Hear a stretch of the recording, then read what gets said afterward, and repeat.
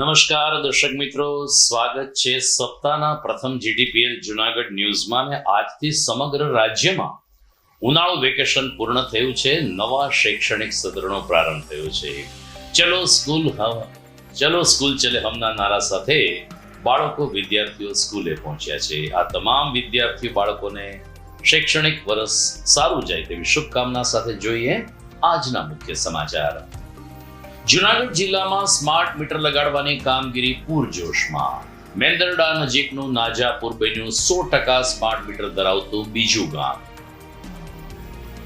વલથલી માણાવદર વચ્ચે આવેલ ઉબેણ નદી પાસેના બે મજબૂત ચેકડેમ અસામાજિક તત્વોએ તોડી નાખતા આરોપીને ઝડપી લેવા કોંગ્રેસની માંગ.